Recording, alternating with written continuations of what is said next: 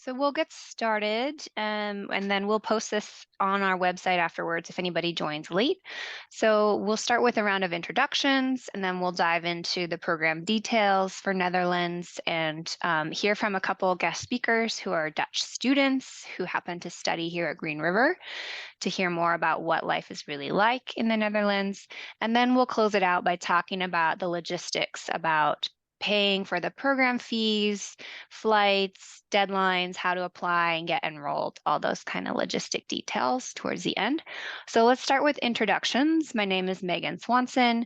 I'm one of the study abroad coordinators here at Green River. And then next I'll let Andres say hello. Hello, everyone. My name is Andres. I'm the other study abroad coordinator. I'm very glad to be here on this very informative meeting, and I know students interested in study abroad in the Netherlands will find, useful. So, hi, everyone. Thank you. And then Stephanie and Sarah. All right, I'm Stephanie Hoffman. I am going to teach the biology component to the travel abroad course. Hi, everybody. I'm Sarah Keene, and I'll be teaching the sociology part of the course. Great. And our other speakers, students, would you like to say hello from the Netherlands? Not from the Netherlands, but Dutch students, would you like to say hello? Yeah. Hello, I'm Aiden, and I'm a Dutch student here at GRC.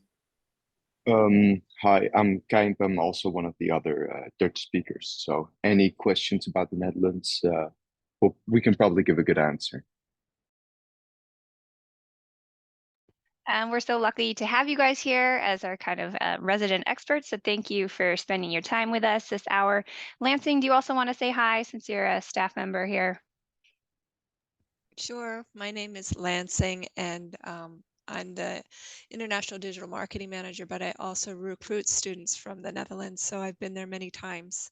So I could give answers from an American point of view. Cool, great. And it looks like everybody else here are students, and you've told us in the chat what type of students you are, which is great. So just the basic information is that this is a hybrid program, which is really unique for us and our style of study abroad.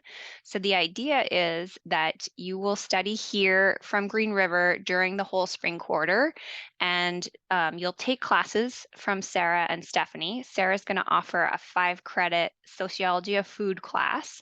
And not all the students in that class are going to do the trip component. It's an optional add-on.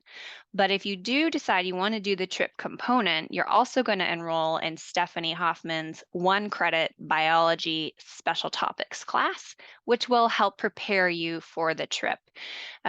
So you can still take your other normal load of classes while you're here at Green River. If you want to take 15 credits, 20 credits, these will just be 6 of your credits for the quarter. And then you can do the trip, which would be additional cost at the end. I'll let Sarah and Stephanie talk more about the COIL virtual exchange component that's going to prepare you before you go. The trip dates are roughly June 20th through 27th. So that is after spring quarter ends. So you won't miss any finals, tests, final assignments, graduation, etc. So we planned it that way on purpose for you. So then I think with that basic overview, I would invite Sarah and Stephanie to talk a bit more about the subjects, the topics, and what you'll be doing in the classes. All right, I'll go ahead and start us off. So the sociology of food class is going to have an interactive online virtual collaboration component as well. So we'll start to get to know some students in the Netherlands through a group project that we're going to be doing in the class with students in our colleague Elisa de Villa's Food and Society class at Leiden University. So that'll take place during the spring quarter. We'll also be visiting a few farms here in the Puget Sound to think about a lot of the interconnections between food production, society, inequality, and solutions to social and environmental problems. So we'll be looking and doing some comparative work with some field site visits here in Washington. And then we'll be visiting farms in the Netherlands as well, around the Leiden, Amsterdam, and Rotterdam areas, as well as some local farmers markets. So it would be the equivalent of a farmers market here, and food markets as well.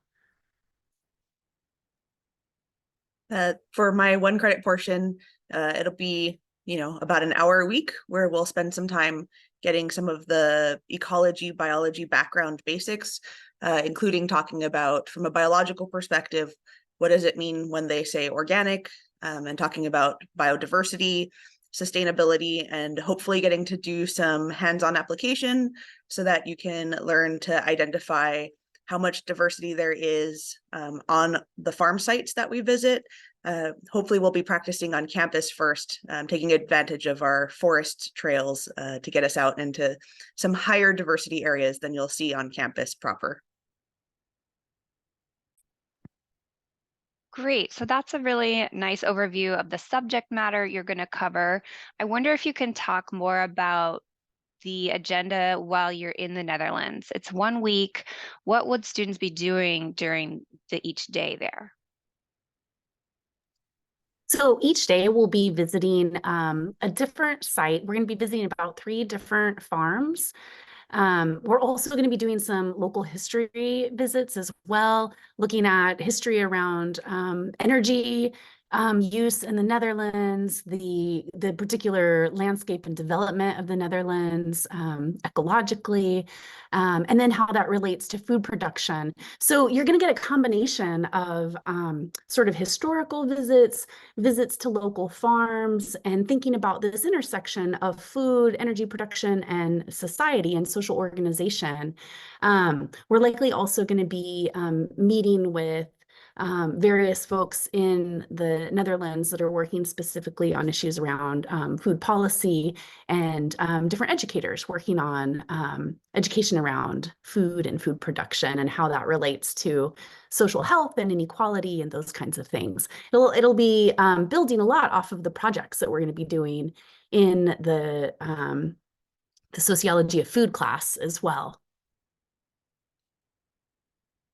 And I should add too, we're building in some time in this program as well, so that you'll have a chance to be able to explore some parts of the Netherlands that you may be interested in well. So we'll do some touristy kinds of visits as well in Amsterdam and in Rotterdam.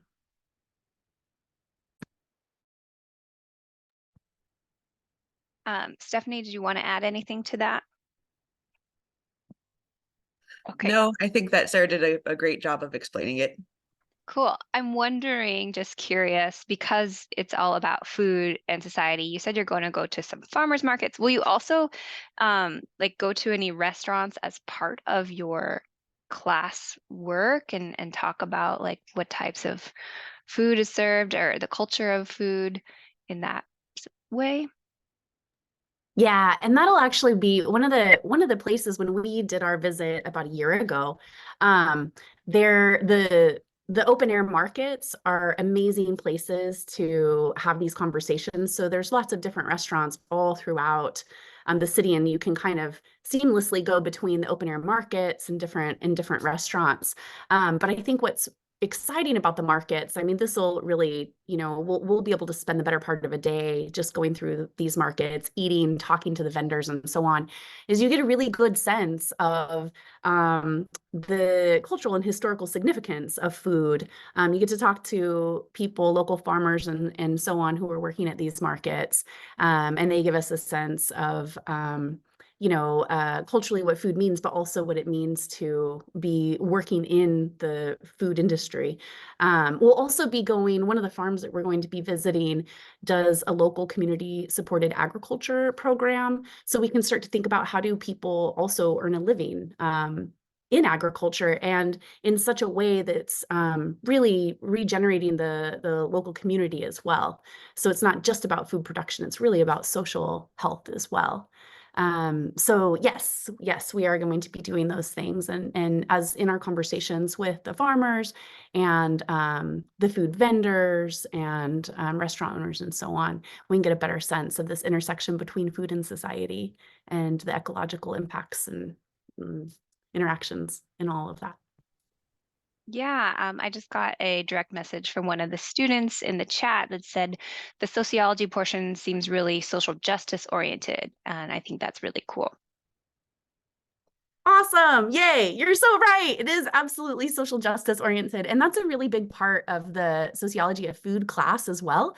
So one of the things I'm excited about is we'll be doing really a grounding in the social and economic systems that produce both inequalities, but also have the power to create much more social equity. And what's so exciting, I think, about food in that case is that food, as we're going to explore in the class and we'll explore in our field site visits, becomes a way to kind of mend these social injustices and ecological injustices that we've seen, really since the Industrial Revolution and the corporatization of food and so on that followed. So yes, absolutely, there's a very strong social justice orientation to all this work that we're doing.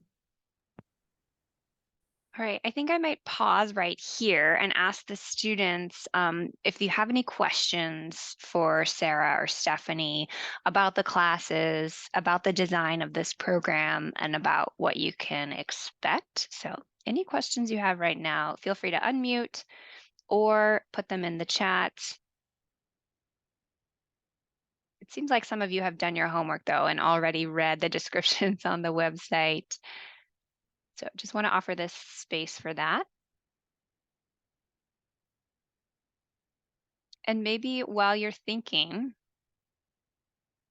thank you, Andres. He popped in the sort of overall agenda of the timeline of the course. Will the 1 credit class be in person or online?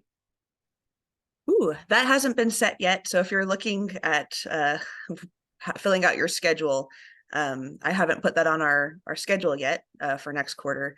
So it definitely would have at least a piece that would require in person, but we could definitely schedule that out so that you know exactly when you need to be there, so we can practice the diversity index on campus. But I anticipate that I'll probably try to keep it flexible so that hybrid might be an acceptable model for that class.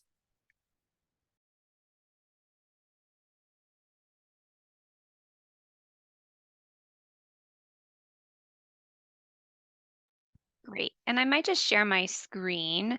I'm sure some of you have already seen the website, but for those who may be watching the recording later, just the overview that this is for spring quarter this year. So classes begin on April 1st, extending through June 17th. The trip dates again are June 20th through 27th. And then this part is interesting to view to get kind of the schedule, unless it's changed. Sarah and Stephanie can let me know. Did I not? I didn't share it yet, You're did not I? sharing. Yeah. Thanks. I was thinking about that. Okay, it's loading. Here we go. So this is the homepage of the Netherlands Study Abroad site. So the overview of those class dates are at the top.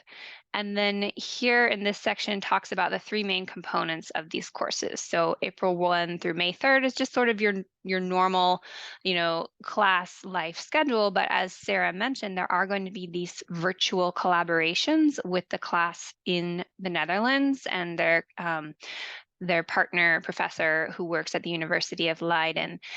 So that's going to be a really cool and unique element of this class for everybody, regardless if they're doing the trip or not.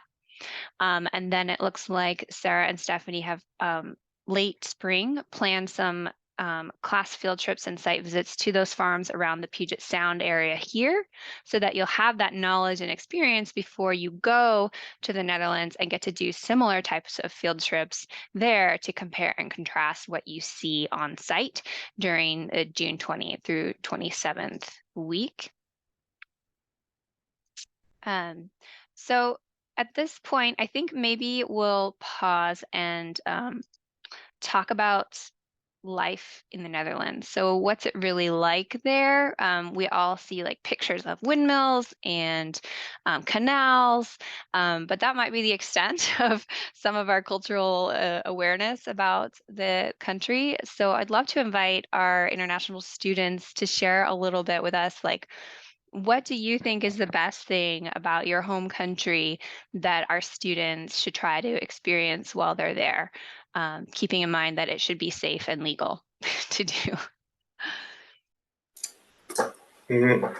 For me, probably like the best thing, like think like going to Amsterdam at night and just like walking around and going to clubs and pubs. It's like pretty cool. Just like having the environment. Yeah, as you said, there's canals and stuff, but yeah, also just seeing the people there and yeah, everyone coming together in Amsterdam. It's pretty cool. Yeah.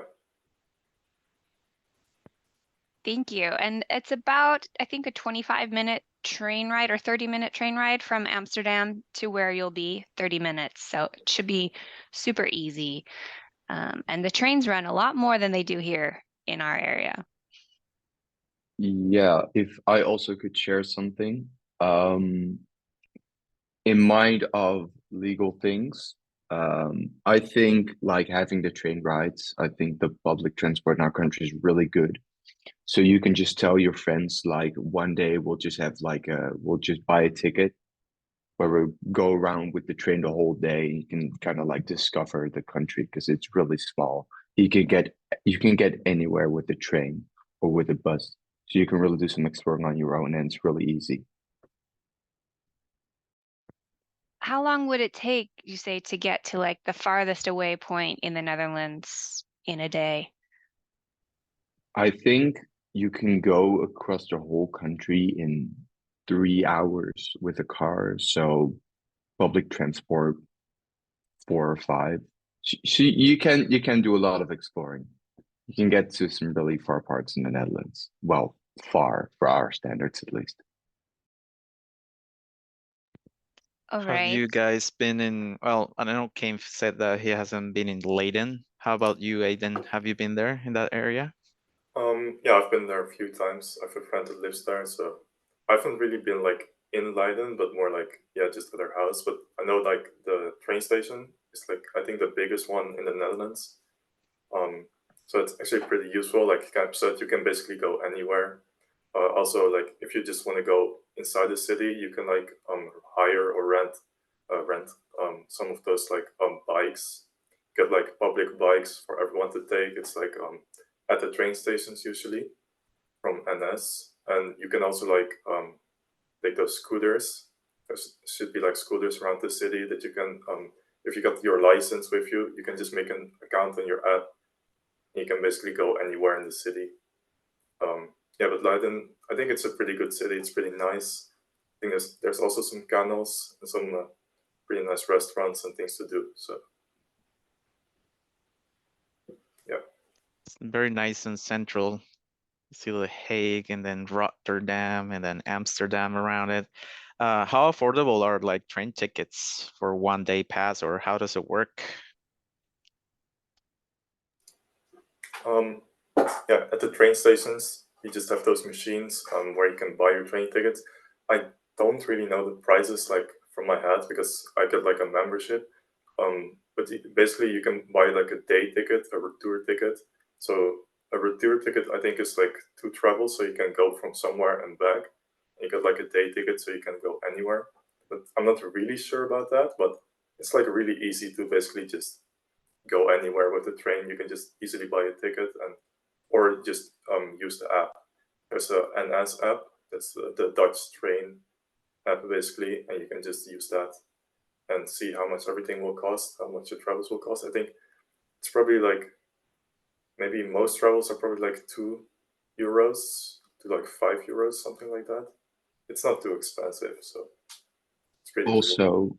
Also, I don't think this applies to international students, but if you're a student, like public transport will be free. So I don't know if that will work for Americans, but If it does, just putting it out there, it could be pretty handy, and you could just save yourself a lot of money. Do you think the University of Leiden would give them access to a free student pass? That's something you could look I into. wouldn't really know myself. I haven't done my research on that, but I'm pretty sure that the possibility exists. I Yeah, think maybe Megan could look think into that. That would be really great. Because think it otherwise can be done. it does add up because, you know, I probably spent most of the money on the trains when I was there last time, and I was kind of surprised how much they'd gone up from 20, I think I was there 2018. And so they'd gone up quite a bit from then. But now, I mean, I used to get like a card. Don't know if I have it in my wallet, and I get that filled up. And yeah, it looks like this, one of these cards. And then I just have them put money on it. And then I just scan that every time I go in and out. But then I notice that people are just scanning directly from their Apple Pay or their credit cards. So that's also possible. So yeah, I would definitely find out and see if they could get a student discount. Because I know that if you're a student, you can choose whether you want to go during the week for free or the weekends for free. Yeah, and that would save them a lot of money. Oh, and then one thing I want to share too is there are a lot of bikes. And you need to be careful when you cross the street because there's a bike path and then there's a street. So you could be thinking, okay, I'm looking for cars, but you don't realize there's a bike coming down the path. Usually they'll swerve out of your way, but I always go, jump out of the way. If you're not used to that, it's definitely something to pay attention to.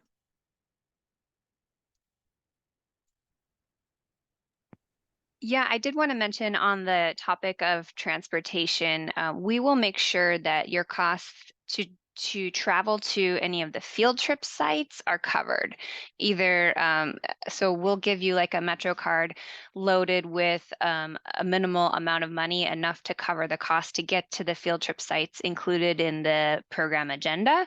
But if you want to do other trips, you know, in your free time, you will need to reload that card to get more funds on there. That's if the university is not able to hook you up with that free pass, which would be really awesome if they can. So thank you for that tip. So yeah, I just had the map. I zoomed in here on the actual city where you'd be staying. The university is basically up here. Where we have the medical center. I think it's all around there. And then you see these dotted dash lines, that's the train, and the train station is right there, the central train station. And we haven't confirmed it yet, but we're thinking we'll probably place you in this hotel, which is right here. And it's a 10-minute walk to kind of the center of campus from there, which would be super easy. And then you're also right by the central train station. So it's probably a busy area, I'm guessing, but also super convenient to just hop on the train and go wherever you need to get to without doing a long trek just to get to the train station. So that's a nice thing. The idea is that you would be sharing a room in the hotel with another student of the same gender identity to help, you know, share the cost. And it's a nice hotel. It's not a cheapy hotel, so basic but nice.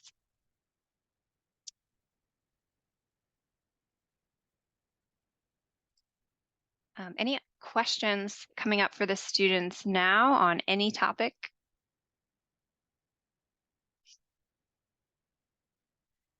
If we have a friend who's also in the program, can we indicate that we'd like to have them as our roommate? Yes, definitely. That's totally welcome.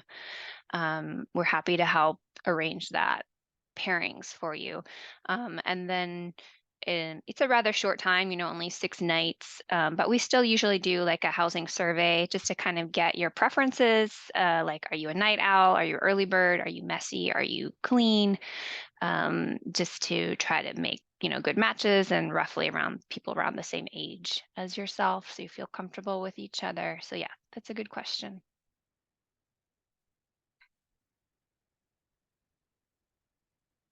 Right. Is there anything else we want to ask our Dutch students before we let them go and talk about the logistics of payments and enrollment and how to apply?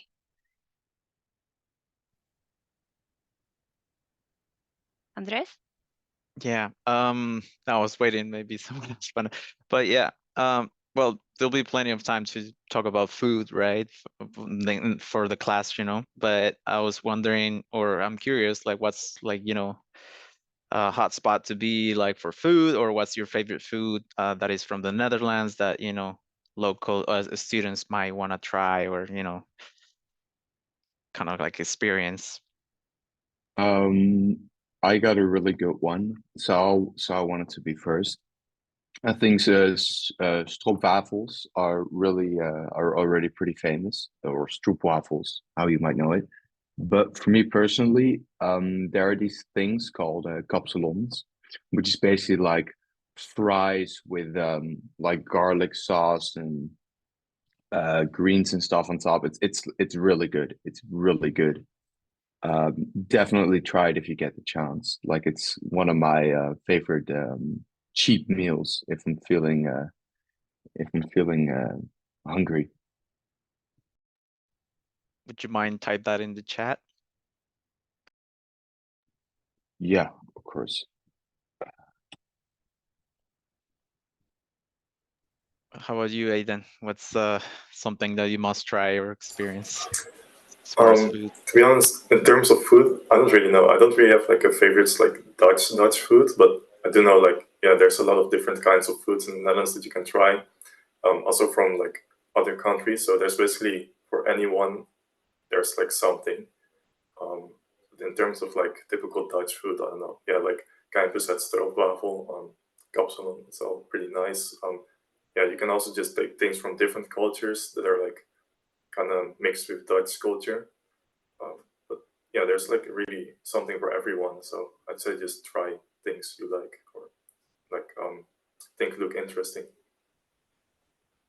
Yeah. And Lansing, what do you think? Well, I'm vegan, so usually when you go to another country, it's very difficult when you're vegan. But in the Netherlands, it's so easy. I mean, all of their meals, all their menus, they show, well, if you want vegan option or vegetarian option, they can change things around. And just the way they, all the food is so fresh and full of taste, and the portions are normal, not like here, they're huge. And you just feel really healthy, I think, when you eat in the Netherlands. And if you're going to go to the outdoor markets too, that's a real treat because you're going to see all different types of cheeses, pastries. You can see people making stroopwafel right in front of you.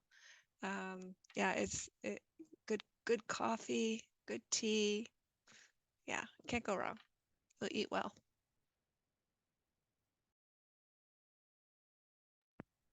Yeah, super important to think about what we're going to eat, especially as it's linked to this program and the content of the classes. Sarah, Stephanie, do you have any questions you think this our students might be helpful in answering?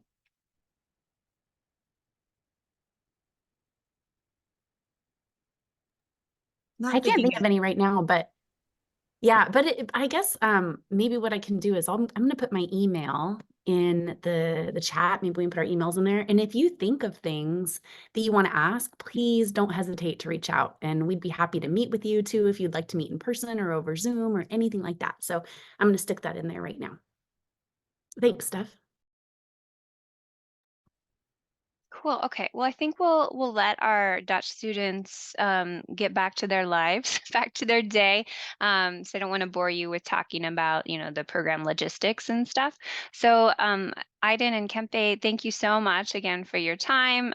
It's just really cool to make this connection between you being here and our students going there in the near future. So great to meet you guys. Thank you for being here. You're welcome to stay on if you like as well.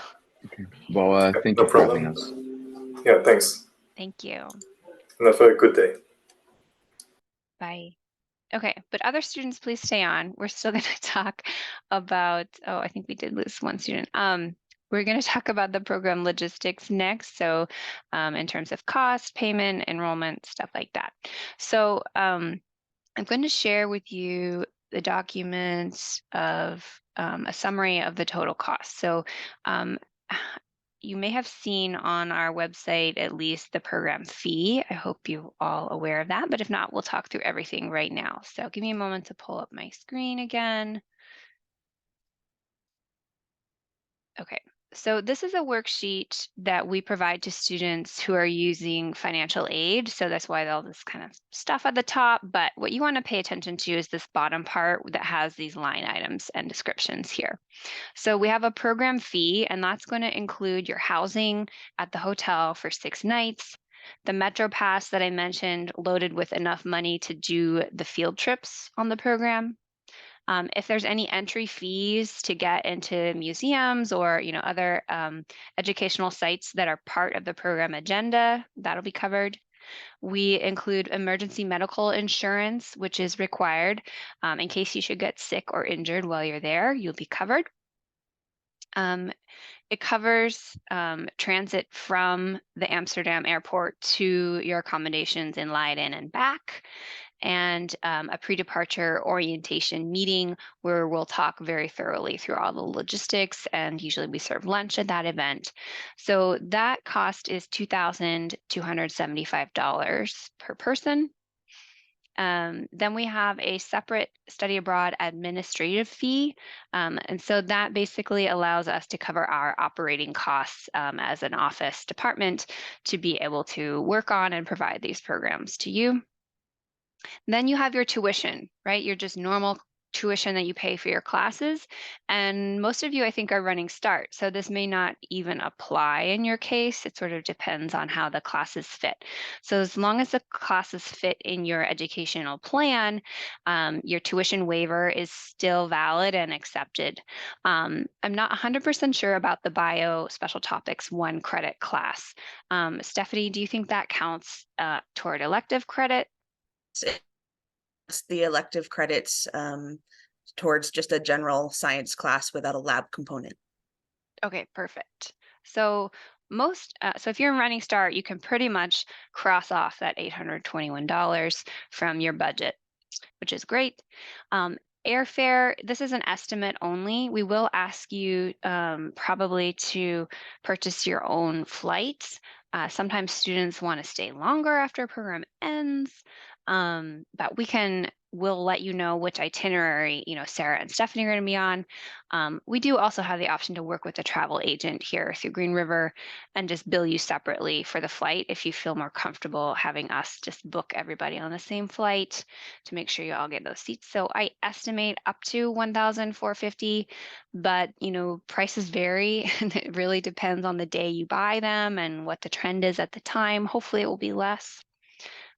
We've estimated that you might spend approximately $35 a day on your food, but that totally, again, depends on the person and what you like to eat and what you decide to buy. So that's a rough estimate that you'll be paying out of your pocket while you're there.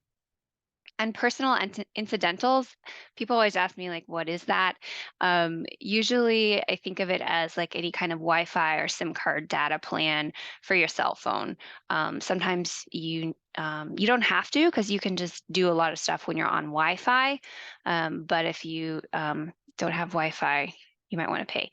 Lansing, I wonder if does Netherlands have a lot of free Wi-Fi zones throughout the cities or not? Yes, I never buy SIM card. And then I have AT&T, I mean, not AT, I have T-Mobile, I have a global plan. So, but really they have a lot of Wi-Fi in the restaurants, in the school, in the hotel. So even in the train. So I don't really think you'd Yeah. need that. Great, thank you. really helpful to know. So the overall total estimated cost for this program, including all those things that you'd be paying out of your pocket, is about $5,100. But again, if you're in Running Start or if you have financial aid that pays your tuition for you and the classes do count towards your educational plan, you could estimate that cost is going to be lower for you, subtracting out the $820 for tuition. And most likely those, personal incidentals, sounds like you won't need Wi-Fi, but you do need to estimate money for your own personal entertainment. As we heard, there's lots of things you can do in your free time, and there is some free time built into the program. So you have to decide, what do you want to spend your money on? But there's also a lot of free things you can do. I enjoy just sightseeing and like walking around the city and doing photography, or just going, to the cafe and people watching. I don't know, Lansing, if you have any other suggestions of free things to do that are cool. They're just even touring the different cities. They're all so different. And I was also just thought came to my head, get to know some of the Dutch students that are here, make friends with them, because you might be able to meet up and they might be able to take you out and show you, what they do for fun. So let me look at my board now. We've got quite a few Dutch students and we have 3 more coming in the spring. So, so yeah, I'll put my email in here if you want me to connect you with Dutch students. I can do that. But we've got quite a few here. I think about 10.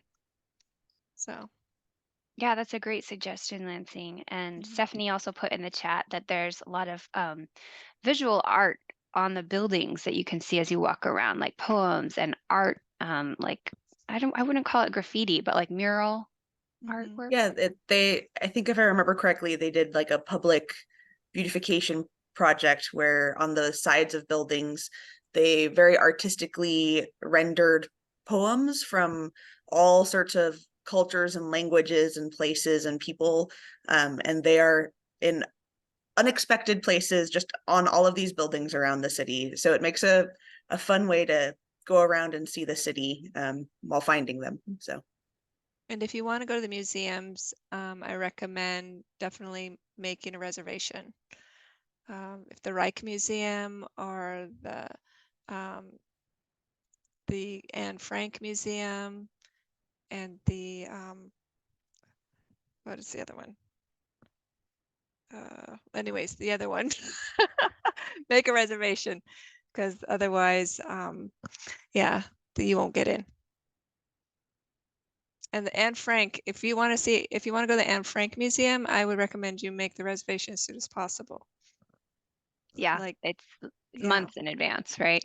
Yeah, but definitely worth it. Yeah. Okay. Great. So now that we've talked about costs, I'm going to talk about the application process and eligibility to go on the trip portion.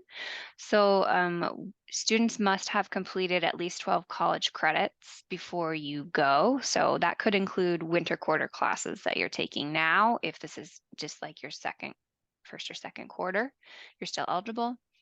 We do look for students who have a cumulative GPA of at least 2.5 or higher, and we do request to see copies of your transcripts as proof. You must be eligible to enroll in at least English 101 or higher. And if you went to a local high school, then you probably already meet that with ease. Minimum age, we do allow 17-year-olds to go as long as parents give permission and sign off on all the application and enrollment forms. And there is a special waiver for minors to sign, for their parents to sign. And we do need to have at least 14 students enroll in order for the trip to run. So say we only got 4 or 5, unfortunately, then we wouldn't be able to cover the costs of the trip and we would probably have to cancel it. But the great thing is that the classes, will still run their course as their normal classes throughout the quarter. So we are looking for at least 14 students to sign up and an ideal maximum of about 20 students, because any bigger than that, and it gets to be kind of a large group. So applications are due in just a couple of weeks from now on February 5th. So today is January 17th. So it's coming up pretty soon. Some of you may have seen the general application form on our website. That's not where you're going to apply for this program. For the Netherlands, you need to come into the Netherlands website and look at the application link and go to this link. It's called a JOT form application. And that's an internal special application page just for this program, where it's going to ask you to upload an essay describing your interest in the program, names and email addresses for 2 people who could serve as references for you. And we will be emailing those people right away when we receive your application and asking them a few questions about your maturity and fitness to participate in this type of program, to make sure that you're going to be a good, reliable, ambassador, and that you're going to be mature. And then we ask for that unofficial copy of your transcript so we can see your GPA. So once you submit your application online, we will email your references and ask them for feedback. Once we hear their feedback, then we will invite you to schedule a one-on-one interview with one of us, either Andres or myself, and you can do that by scheduling an appointment up here. And then once we have your interview, in the interview, we just talk about things like, what excites you about this program? What do you hope to get out of it? And then what kinds of challenges do you think you might face? And how would you overcome them? So that's pretty basic. And after the interview concludes, we let you know basically right away if you've been accepted. Acceptance is on a first come, first serve basis, so it is not a competitive process. Then, if you're accepted, we would ask you to pay a deposit, which is basically that $200 administrative fee. We'll ask you to pay that within 2 weeks of your acceptance date. So let's say you got accepted on February 10th. Your deposit would be due 2 weeks later. So that's pretty simple. And then that deposit holds your place in the program and tells us that you're serious and that we can, see if we meet that 14 student threshold, and then move forward with running the program. And then the rest of your program fee, that $2,275, is going to be due on April 5th. So I know that that's a lot of numbers and logistics, but does anybody have any questions about the costs, about the enrollment process?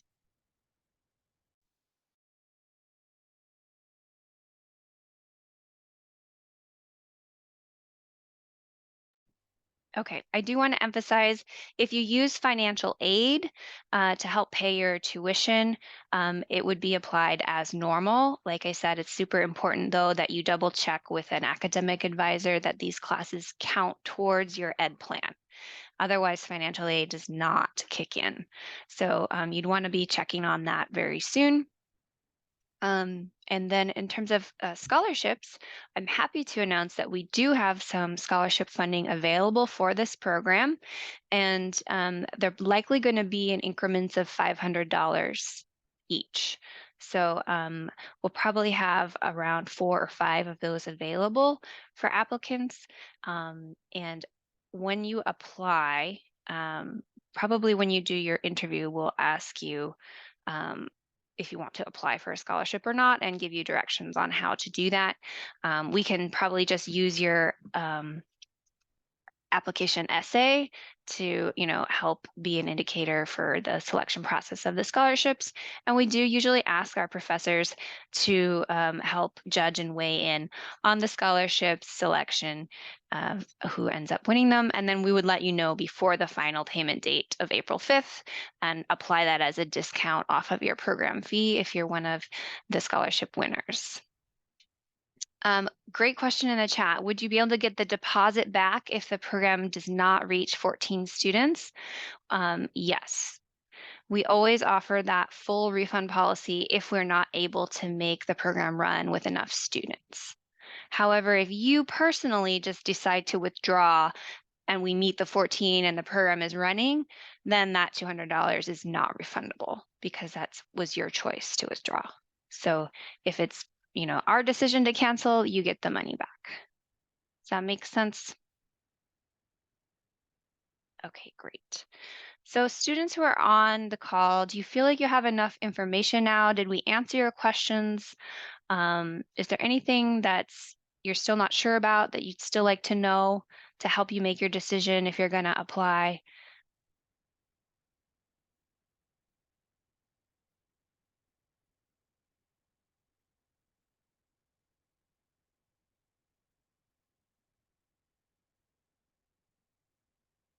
Just giving people a moment to think or maybe type in the chat. So if there aren't any more questions, we can probably wrap it up here. And I'll go ahead and stop the recording.